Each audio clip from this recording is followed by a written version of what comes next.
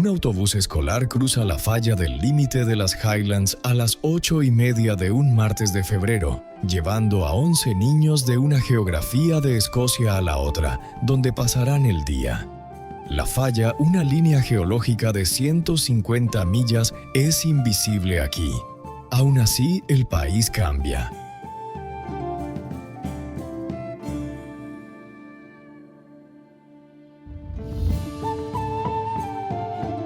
En un edificio de viviendas del sur de Glasgow, una mujer está de pie junto a la ventana de su cocina con una taza de té. El edificio de arenisca se alza aquí desde 1893.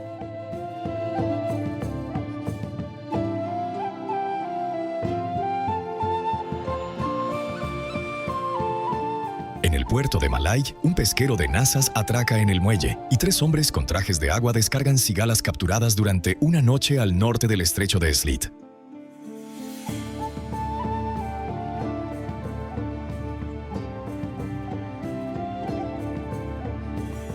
Esto es Escocia, no el país de postal de gaitas y tartán, el país trabajador, el que perdió la mayor parte de sus tierras altas en un solo siglo y aún intenta recuperarlas.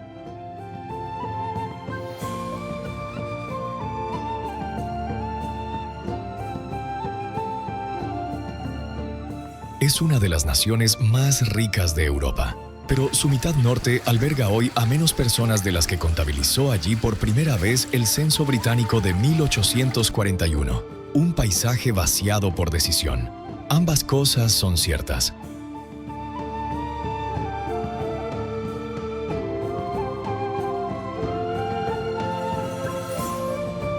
Lo que sigue muestra cómo es la vida cotidiana en un país que aún discute consigo mismo sobre a quién pertenecen sus colinas.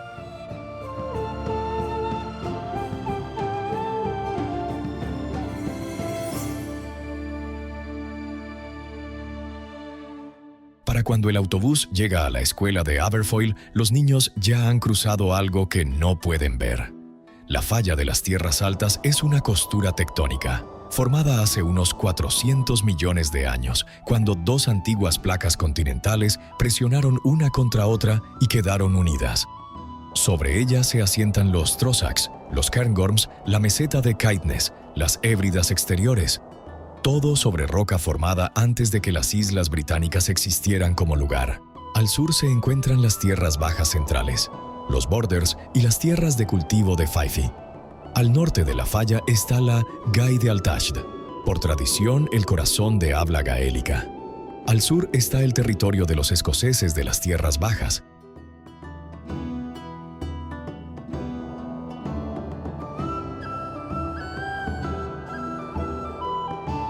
El autobús llega a las 9:05. Los niños entran, se quitan los abrigos y se convierten en Lowland por un día.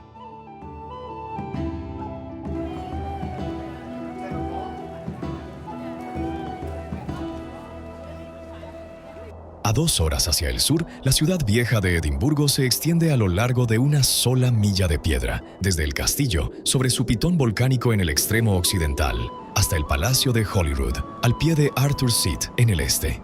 Los closes entre los edificios de viviendas, estrechos callejones que llevan los nombres de gremios y oficios medievales, superan el centenar. La ciudad nueva, al norte de Princess Street, fue trazada en 1767 según un proyecto de concurso de James Craig, un joven arquitecto de Edimburgo cuyo padre había sido panadero. La cuadrícula de Craig sigue siendo la gramática de la ciudad.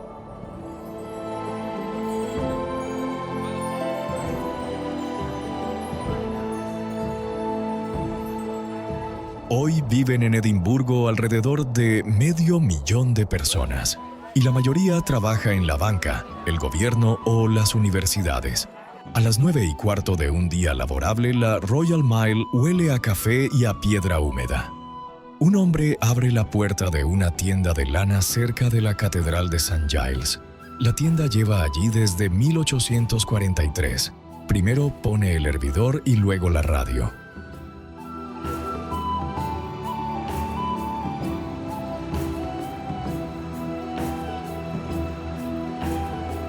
Al oeste, a 80 kilómetros por la M8, Glasgow plantea un argumento distinto. La mayor parte de su denso núcleo está construida en arenisca roja, con bloques de viviendas de 4 plantas, levantados aproximadamente entre 1860 y 1910. El estilo arquitectónico fue desarrollado por arquitectos de Glasgow para aplicar un único diseño a toda una calle y después a todo un distrito. Las habitaciones eran modestas, los portales compartidos, las fachadas grandiosas. Hoy viven en Glasgow propiamente dicha unas 635.000 personas y cerca de 1.800.000 en la conurbación más amplia. Casi un tercio de la población de Escocia en una sola región urbana.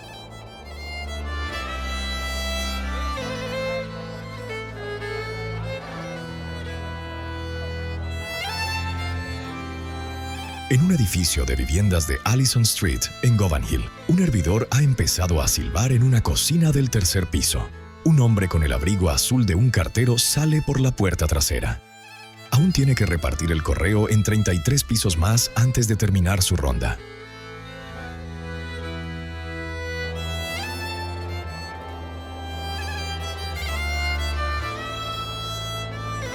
...200 millas al noroeste de Govan Hill, en un tramo de la costa atlántica donde el registro de las tierras bajas ya no rige, la jornada laboral también va por la mitad. Mallaig es la terminal occidental de la línea West Highland, inaugurada en 1901, y el puerto base de una de las pocas flotas costeras de pesca de cigala que quedan en la costa oeste de Escocia. La localidad alberga a unas 800 personas. El barco que llegó esta mañana a las 6 ha descargado su captura en cajas con hielo para el camión que la llevará al aeropuerto de Glasgow, desde donde las cigalas volarán hasta un mayorista de Madrid esa misma tarde. La mayor parte de la captura de Mallaig se exporta. Los británicos las llaman langoustines, los españoles las llaman cigalas, los italianos las llaman scampi. La tripulación volverá al muelle a las 4 de la mañana para empezar de nuevo. Viven a menos de media milla del puerto.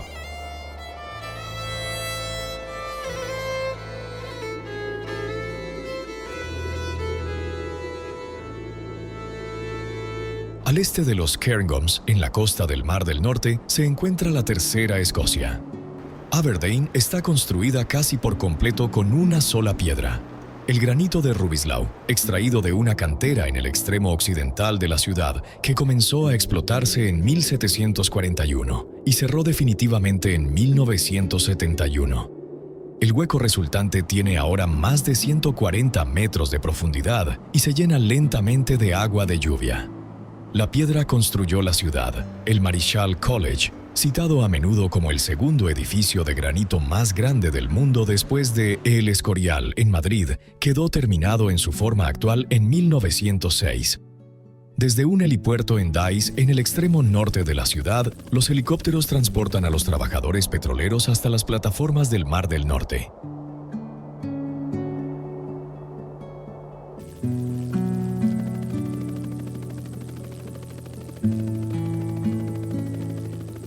En el apogeo de la industria, en las décadas de 1970 y 1980, el helipuerto gestionaba más de 500.000 de movimientos de pasajeros al año.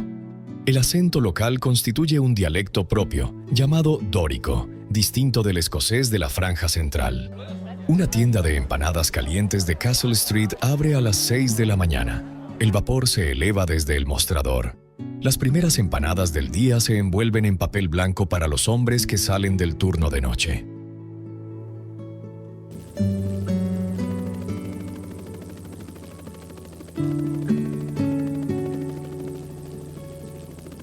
Al mediodía, los rotores de los helicópteros sobre Dice siguen girando. A 50 millas tierra adentro, en Speyside, el mismo zumbido grave se mueve de otra manera. Lento, cobrizo, en un edificio que lleva haciendo el mismo trabajo desde 1824.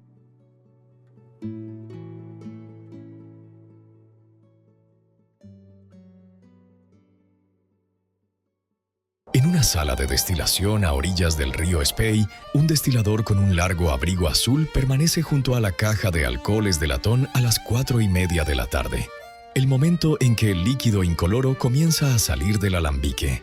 El corte que está realizando, separar el corazón del destilado de las cabezas y las colas, es el mismo que hizo George Smith en este mismo edificio en 1824, cuando se convirtió en el primer hombre de las tierras altas en obtener una licencia legal de destilación en virtud de la Ley de Impuestos Especiales de 1823.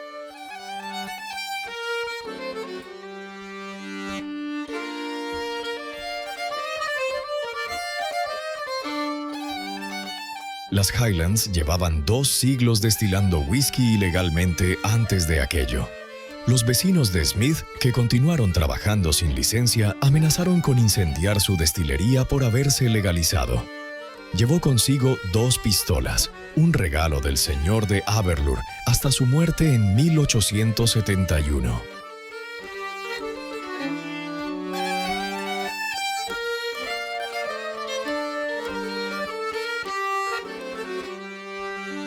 La destilería que fundó es la única de Escocia autorizada a usar la palabra "the" antes de su nombre. Un acuerdo alcanzado en 1884, tras un largo litigio, determinó que el resto del whisky de la zona había estado llamándose Glenlivet sin tener derecho a ello.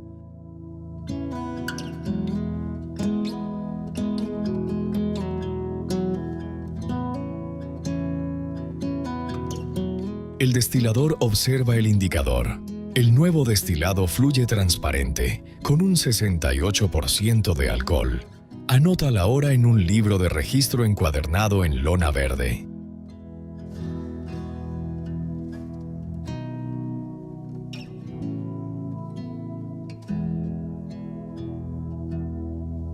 «20 millas aguas abajo del Spey, en el pueblo de Craigelachie, una duela de roble se carboniza sobre una llama de gas dentro de una barrica con aros. El tonelero mantiene la barrica en su sitio, con una bota apoyada sobre un armazón de madera y un cincel de acero en la mano derecha. La Speyside Cooperage repara y fabrica unas 150.000 barricas al año para la industria del whisky escocés. Cada barrica comienza su vida como roble blanco americano, tras haber contenido bourbon. Según una antigua convención de la industria, una barrica debe contener bourbon durante al menos 4 años en Kentucky antes de poder contener whisky en Escocia. El carbonizado del interior de la barrica determina el sabor que tendrá el destilado. Los toneleros llaman al patrón de quemado piel de alligator.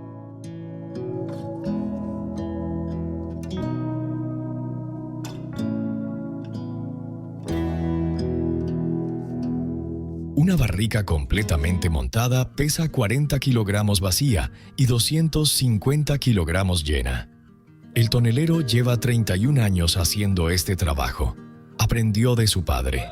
Su hijo, que tiene 12 años, ha empezado a ir a la tonelería los sábados por la mañana para observar. Quedan aproximadamente 30 toneleros en activo en el país.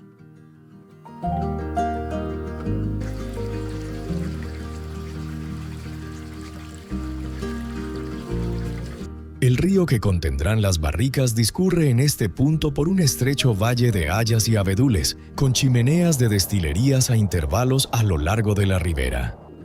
Hoy funcionan en Speyside más de 50 destilerías de whisky de Malta, aproximadamente la mitad de todas las destilerías de whisky escocés en activo del país, en un amplio valle de unos 3.000 kilómetros cuadrados. El Spey es el segundo río más rápido del Reino Unido, después del Tay.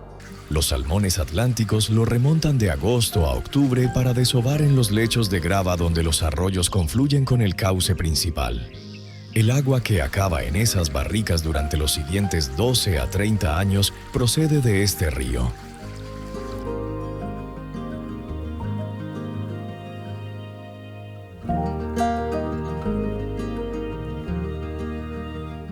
Uisge Beata, la frase gaélica para agua de vida, reducida a whisky tras 3 siglos de pronunciación errónea inglesa, describe de dónde procedía el agua. No es una metáfora.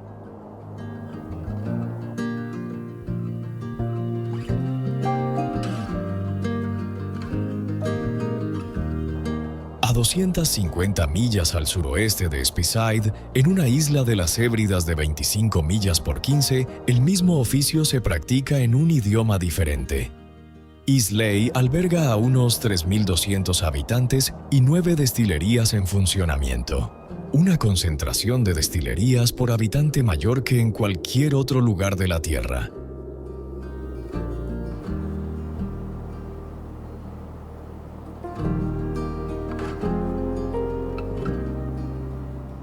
Las destilerías de la isla son las últimas que quedan en Escocia que aún maltean su cebada a mano sobre un suelo de malteado. El maltero remueve el grano con una pala de madera 2 veces al día durante 6 días hasta que está listo para secarse al humo de turba. La propia turba se extrae de un páramo situado unos kilómetros tierra adentro. Se forma a un ritmo de aproximadamente 1 milímetro al año. La turba que se corta hoy empezó a depositarse cuando los romanos ocupaban el sur de Gran Bretaña. El humo de los hornos confiere al whisky de Islay su olor medicinal, esa nota de yodo que los bebedores aman o rechazan de plano. Aproximadamente la mitad de la economía de Islay depende del whisky. En un solo almacén cerca del puerto de Bowmore, barricas marcadas con fechas de 1969, 1976 y 1982 duermen en largas hileras. Algunas llevan esperando más tiempo del que lleva vivo el tonelero de Craigelachie. Fuera del almacén, la carretera de regreso a través de la isla está vacía. En Edimburgo, agosto ha comenzado.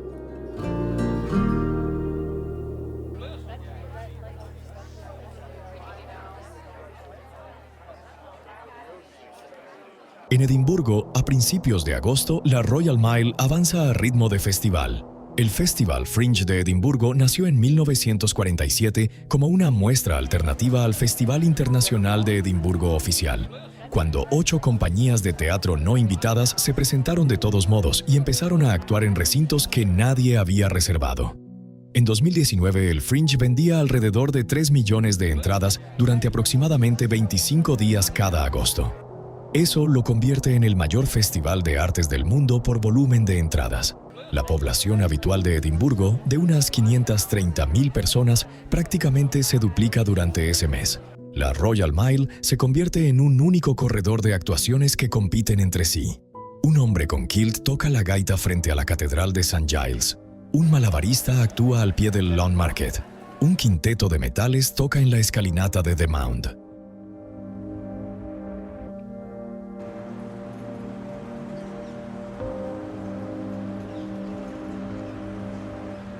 Las gaitas son las que más lejos se oyen, porque su bordón, un tono constante tras la melodía, fue desarrollado para alcanzar grandes distancias al aire libre, no para espacios interiores.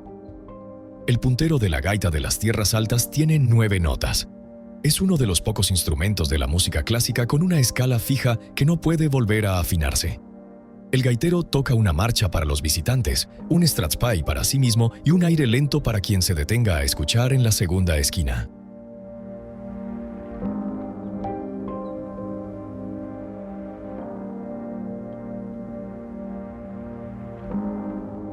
Para el segundo fin de semana de septiembre, el festival ha terminado y la Royal Mile vuelve a ser una calle bulliciosa y la música se ha trasladado al norte.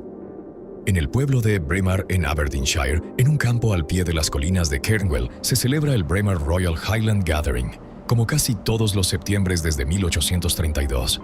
El monarca británico asiste a Braemar desde 1848, cuando la reina Victoria bajó por primera vez desde Balmoral.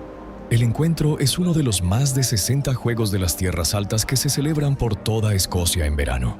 El caber, tradicionalmente un tronco de pino silvestre de unos 6 metros de largo y aproximadamente 60 kilogramos de peso, no se lanza para alcanzar distancia, sino precisión. Un lanzamiento perfecto hace que el caber caiga en línea recta frente al lanzador, a las 12 en punto. La mayoría de los cavers no lo hacen.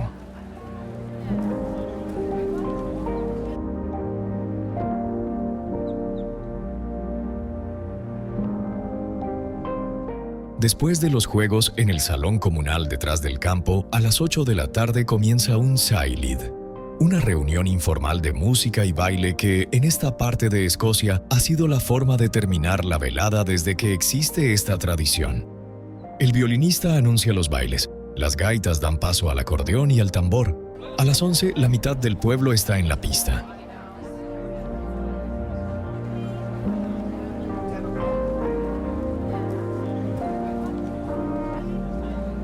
300 millas al oeste, en una pequeña isla mareal donde confluyen 3 fiordos marinos, Loch Duich, Loch Long y Loch Alsh, se alza el castillo de Eilean Donan.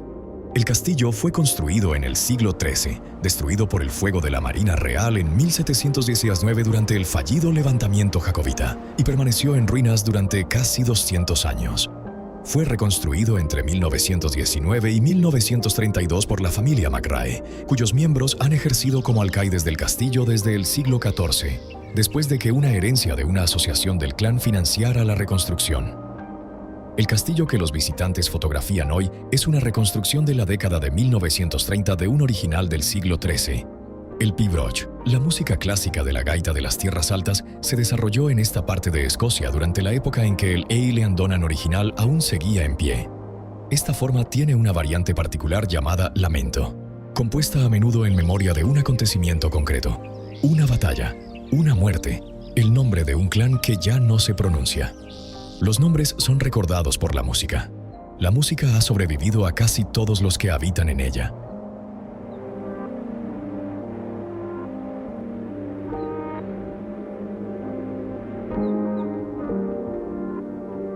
Al otro lado del puente hacia Skye, en el sur de la península de Sleat, una casa de labranza baja se alza sobre el estrecho de Sleat al caer la tarde. La cordillera de los Cuillin, al otro lado del agua, ya está en sombras. La isla de Skye cuenta con unos 13.000 habitantes, de los cuales aproximadamente el 30% habla gaélico, una de las mayores concentraciones de esta lengua en toda Escocia. En una granja en ruinas de Osteg, en 1973, se fundó un centro universitario gaélico llamado Safhall Mor Ostay, el granero grande de Ostay. Hoy es la única institución de educación superior del país que imparte comercio, música y literatura íntegramente en gaélico. Sus estudiantes proceden de las islas occidentales, las tierras altas, Cabo Bretón, en Nueva Escocia, y, cada vez más, de las tierras bajas de Escocia, en busca de recuperar algo que allí dejó de hablarse hace 3 siglos.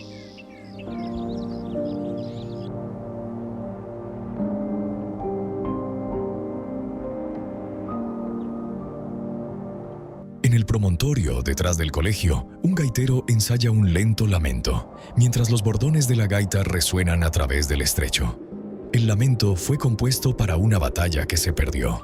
Los nombres de los muertos en la canción son reales. La música los llevó durante 2 siglos y medio, preservados por la forma, antes de que nadie los pusiera por escrito. De algunas batallas, la música no ha podido conservar los nombres. Para algunas pérdidas, el país aún no ha encontrado su lamento.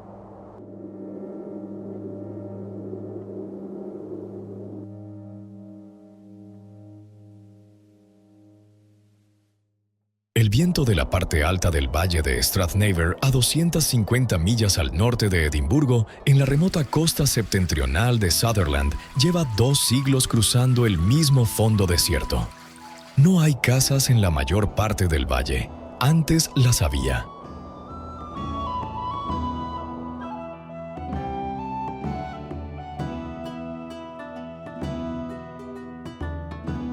Entre 1812 y 1820, las propiedades de Elizabeth, condesa de Sutherland, en aquel momento el mayor latifundio privado de las Islas Británicas, con algo más de 1,5 millones de acres en el norte de Escocia, fueron sistemáticamente despobladas de sus arrendatarios.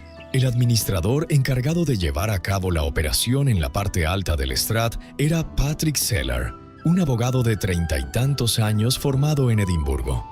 Entre mayo y junio de 1814, Sellar supervisó personalmente la quema de unas 90 viviendas a lo largo del Strat. Algunos ancianos fueron sacados de sus cabañas en camillas mientras prendían fuego a los techos de paja sobre ellos.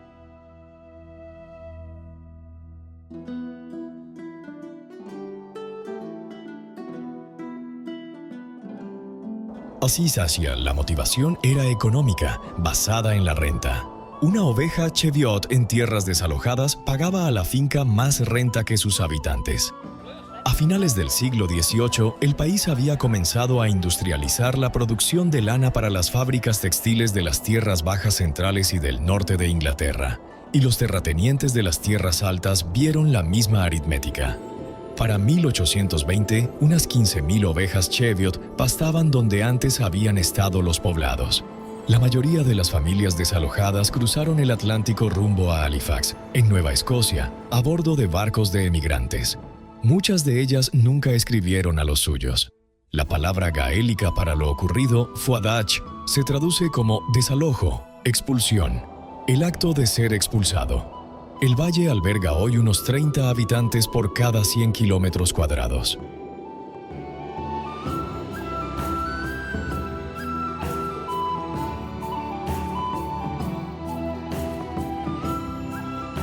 ...200 millas al suroeste de Strathnaver, en la costa occidental de la isla de Lewis, una solitaria casa de labranza sin techo se alza en una ladera sobre el poblado de Garenin. Los muros de piedra seca aún se mantienen en pie. El techo de paja desapareció hace mucho. Un nombre, grabado en el dintel de la puerta por alguien que construyó la casa, aún puede leerse a la luz de la mañana.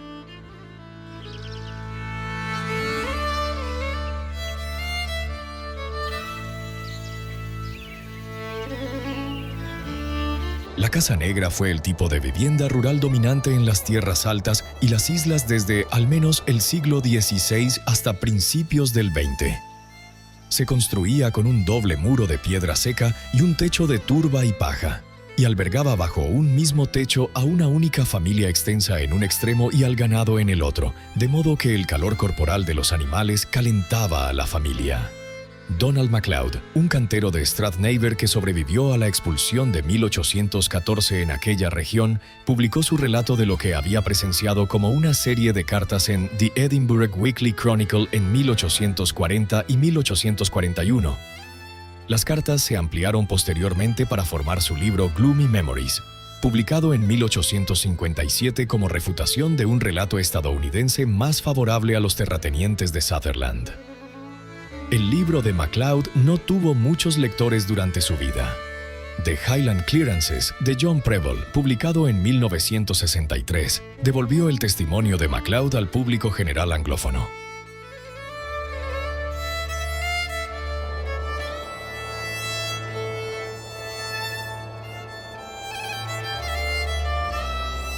A 270 millas al suroeste de Strathnaver, en las Highlands meridionales, el fondo de Glencoe, a la altura del mirador de las Tres Hermanas, a las 3 de la tarde de un día de febrero, permanece vacío durante un largo trecho.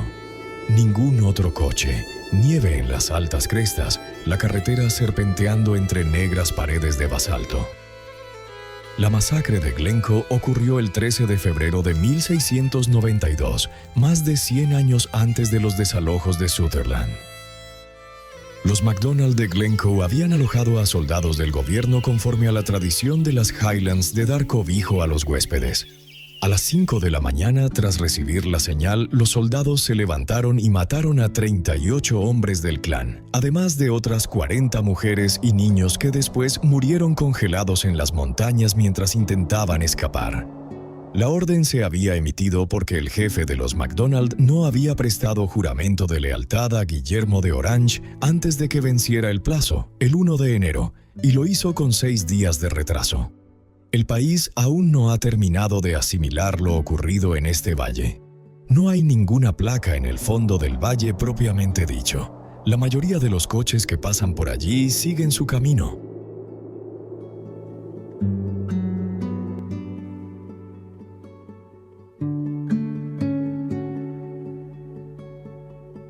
Al sureste de Glencoe, en el Sutherland que Cellar vació, un rebaño de ovejas Cheviot pasta por una ladera desierta bajo la luz del final de la tarde. La ladera es verde. Los cimientos de un poblado se distinguen en la hierba como rectángulos bajos. La Cheviot, una robusta raza de tierras bajas, de cara blanca, criada para la región fronteriza y llevada al norte para los desalojos, ha sido la oveja dominante en las fincas despejadas de las tierras altas durante los últimos 2 siglos. El precio del cordero se desplomó en la década de 1880, cuando el desarrollo del transporte marítimo refrigerado permitió ofrecer cordero de Nueva Zelanda y Argentina en los supermercados británicos a menor coste. La economía que impulsó los desalojos dejó de funcionar antes de que transcurriera una generación desde la partida de la gente. Para 1900, gran parte de las tierras despejadas se había convertido en fincas dedicadas a la caza de ciervos. El cálculo que vació la región nunca compensó lo que se le arrebató. El viento cruza el fondo despejado y continúa hacia el siguiente valle. Al amanecer, ese mismo viento recorre los pinos caledonios del extremo occidental de los Cairngorms.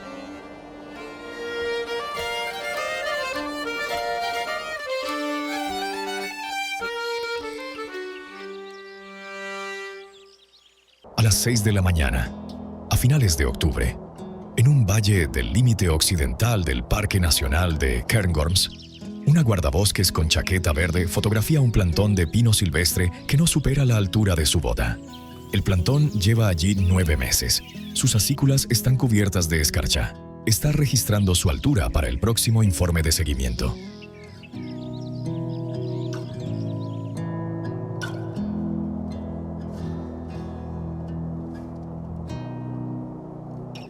El parque fue declarado como tal en 2003 y abarca 4.528 kilómetros cuadrados, lo que lo convierte en el parque nacional más grande del Reino Unido por superficie terrestre. La finca por la que camina el guardabosques, Glenfeshie, fue adquirida en 2006 por un empresario danés llamado Anders Holch Povelsen, fundador de la empresa de moda Bestseller y actualmente, por extensión, el mayor propietario privado de tierras de Escocia. Cuando Povelsen se hizo cargo de Glenfeshie, la finca albergaba aproximadamente 50 ciervos rojos por kilómetro cuadrado, la densidad habitual en una finca cinegética de las tierras altas. Los ciervos se comían cada retoño de pino que brotaba antes de que pudiera crecer fuera de su alcance.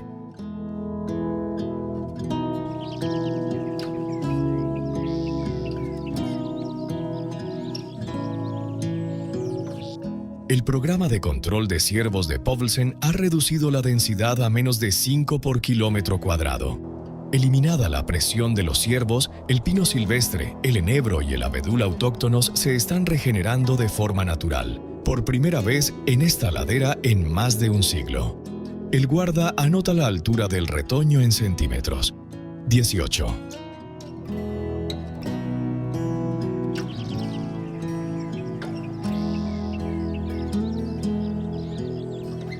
...40 millas al oeste, en un valle entre el Loch Affric y las cabeceras del río Glass, una regeneración más antigua se encuentra más avanzada. Glen Affric alberga uno de los mayores fragmentos supervivientes de bosque caledonio autóctono de Escocia. El antiguo bosque de pinos y abedules que antaño cubría la mayor parte del país antes de que 1000 años de tala, ovejas y ciervos rojos lo redujeran a vestigios dispersos. En 1986, un ecologista escocés llamado Alan Watson Featherstone puso en marcha un proyecto denominado Trees for Life, con el objetivo de restaurar el bosque caledonio en 1000 kilómetros cuadrados de valles desarbolados de las Highlands. Se convirtió en una organización benéfica independiente en 1993. Para 2024 se habían plantado más de 2 millones de árboles autóctonos en 45 lugares.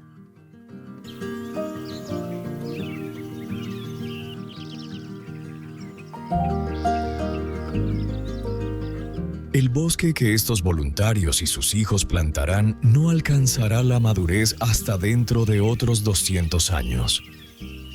Un viejo pino silvestre de 300 años, según el recuento de los surcos de su corteza, se alza al borde de la nueva plantación como un anciano.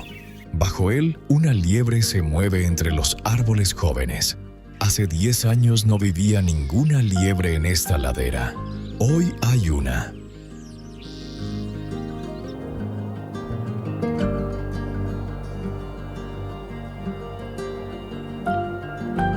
En las Hébridas meridionales, a medio camino entre Maya Ig y Skye, se alza una isla con forma de A inclinada. La isla de Aig comprende unos 30 kilómetros cuadrados de acantilados de basalto y praderas y cuenta con unos 105 habitantes.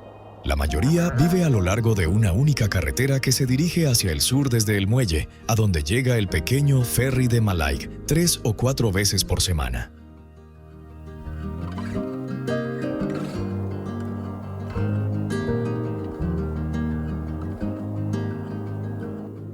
1997, tras 30 años de conflicto con una serie de terratenientes absentistas, incluido uno que intentó brevemente obligar a los isleños a conducir por el lado derecho de la carretera, los habitantes de Eigg, junto con el Consejo de Highland y una organización benéfica de conservación de la fauna, compraron ellos mismos la isla por 1,5 millones de libras.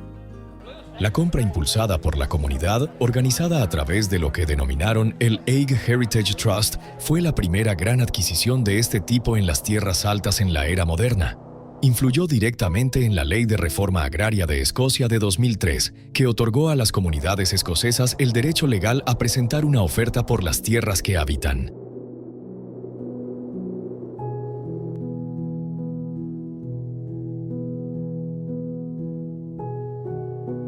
El Machair de la costa occidental de Eigg, el raro ecosistema de praderas costeras de las Hébridas, aún se cubre de orquídeas silvestres en junio. Los isleños las cuentan cada año.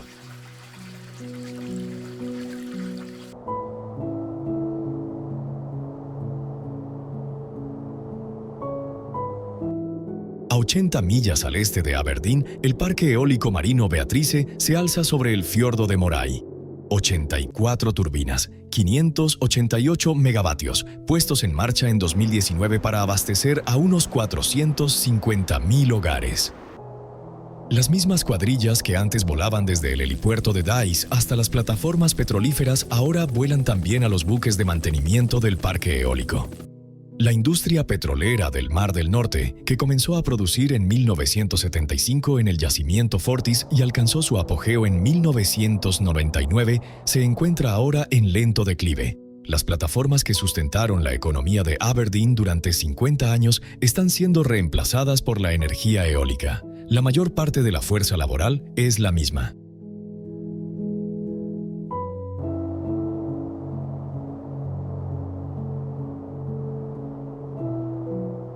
Cuando el helicóptero llega a Beatrice, el ferry procedente de Ullapool entra en el puerto de Stornoway con los últimos pasajeros del día. Una caminata de 40 minutos desde el muelle los lleva a la única escuela secundaria de la localidad, donde se enseña gaélico junto con inglés desde el primer curso. El mismo viento que hace girar las turbinas de Beatrice recorre la jarcia de los barcos pesqueros amarrados al muelle de Stornoway.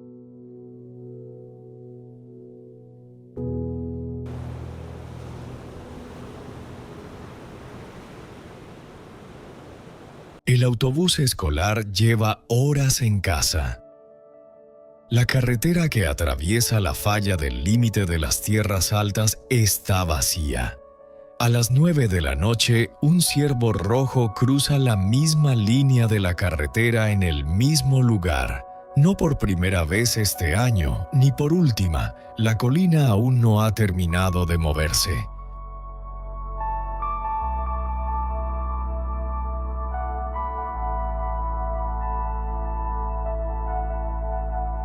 La principal autopista de este a oeste de Escocia, la M8, recorre unos 60 kilómetros entre Edimburgo y el estuario del Clyde, al oeste de Glasgow. La mayoría de las carreteras del país son más estrechas que esta.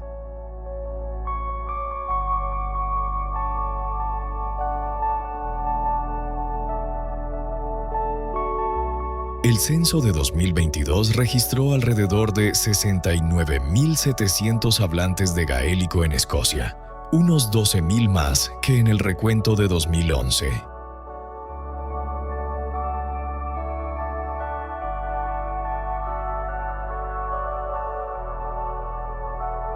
El viento que recorre Strathnaver aún atraviesa los mismos valles que atravesaba en 1814.